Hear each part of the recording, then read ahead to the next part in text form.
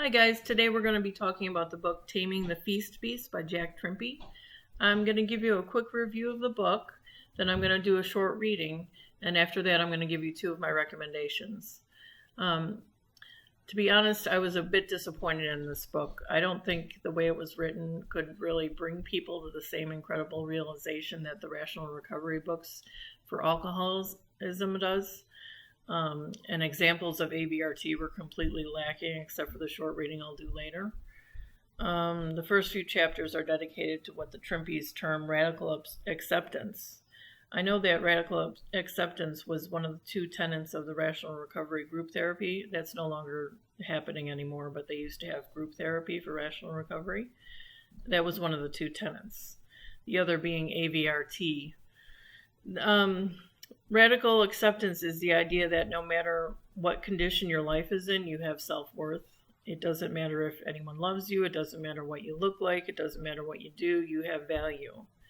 My feeling here is that, yeah, of course, it's self-evident to me that that's true. So they're just reiterating the obvious. And it kind of gets tiresome quick. They spend chapters on it. It also seems kind of counterintuitive to stress that so much when rational recovery awakens you to like standards of behavior and obligations to family and society, things that your substance abuse is interfering with. Of course, there's value in every human, if only that they're just human. But by stressing radical acceptance first thing and for so many chapters, it kind of obscures the self-direction, self-ownership, responsibility, and obligation that rational recovery demands. It might not seem like it's a contradiction, and I'm not saying that it is, but it's a distraction and it's unnecessarily reiterated. It doesn't get to the point. It's a qualifier that I think loses a lot of people just because it takes so long to get through the chapters before you can get to the really powerful stuff, the AVRT stuff. Addictive voice recognition is really the gem of the rational recovery system. The other problem I have with the book is the over-reliance on REBT, which stands for Rational Emotive Behavior Therapy. I'm a fan of REBT, but I like how it exploits the space between a stimulus and a reaction, so you can direct your own behavior and choose how you react to those things. But it's not the same magic as AVRT, Addictive Voice Recognition Technique. So that's my take on the book. It wasn't very helpful, and in fact, I think it sidelines some chances of certain people to be able to come to know the life-changing skills of AVRT, which would be very unfortunate. Oh, I just wanted to add one more thing. The thing that I was most disappointed in the book about was that they never discussed never. You say the word never to draw out your addictive voice, because when it hears never, then you start hearing that quiet voice that's telling you, no, just have a drink, just have a drink, just have a meal. Well, the thing with meals is that you can't say never with meals. You have to eat periodically throughout the day. So what do you say to your addictive voice if you can't tell never? Glenn Livingston said in a podcast once that with food, you have to take the beast out of the cage and walk it around the block a few times. That brings me to the point of my two recommendations. I said I was going to save this to the end, but I'll tell you right now. There's two books that use AVRT as a basis. The rational recovery system. They learned about that and then they applied it to food. That's Never Binge Again by Glenn Livingston. You can get a free copy of that at his website. What is his website again? I think it's neverbingeagain.com. You can get a free copy of that book right there as a PDF, I believe. And then there's Brain Over Binge by Kathryn Hansen. Her story, she was a little bit more, she had bulimia, exercise bulimia, so it's a little more serious than just overeating, but that was also a great book that uses AVRT. Now I'm going to get to that reading. Let's see. It starts on page 89, and it's the story of Richard. He's a truck driver. He weighs about 340 pounds, and he uses food like a drug. He learns about AVRT through the Small Book, a revolutionary alternative for overcoming alcohol and drug dependence. See, like I said, He didn't learn it through this book. He learned it from one of the alcohol books that I think are more powerful than this Taming the Feast Beast was. So let me begin. In the past, when I was driving down the road, I would think about many things, but as soon as I felt a little empty inside, I would think about food. I would watch for the Golden Arches or some other food joint where I could stop the truck. Then I would start braking and pull in. Even when I was ordering my food, I would think how stupid and unnecessary eating that food was, but I would do it anyhow. I would eat it fast, swallowing bite after bite as if I hadn't eaten for days. Sometimes I would take bags of food to eat in the cab so I wouldn't have to stop so often. This would help me get to my destination on time. I would usually stop to get rid of the trash because I was so afraid that people would see how much I was eating on the road. When I learned about the beast, I decided not to carry any food in the cab and to eat only 3 times a day, to eat only at restaurants, to eat only single portions of food, and to avoid desserts.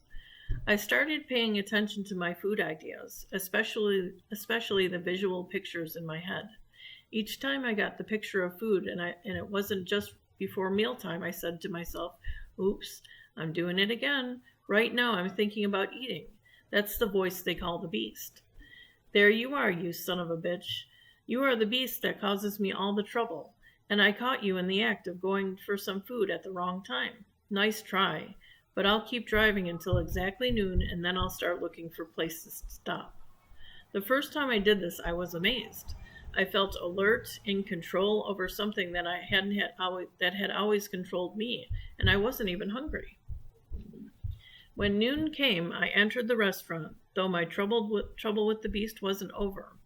I looked at the menu and started looking for the items that would most likely have the most food on the plate. It was the trucker's buffet, all you can eat, for just $4.95. I pictured myself loading down a huge plate with everything and then returning to get the rest I would need to feel really full, peaceful, and good. Then I recognized the beast again, and this one time I did something I haven't done since. I walked out of the restaurant and sat in the truck for a few minutes and thought the whole thing over. I knew I wanted to overeat, as if to make up for being deprived since breakfast, and as if I were malnourished while weighing almost 400 pounds.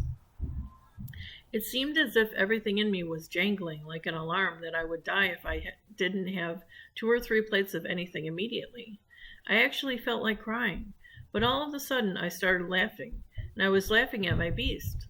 I thought, so this is how you work your game. You flash pictures of mountains of food and then make me feel sorry for myself because I am so hungry. You tell me that life is so hard and there are so few pleasures that eating is the one thing that is dependable that makes me feel okay inside. You tell me that I deserve to eat the trucker's buffet because I'm suffering from all the ill effects of being overweight.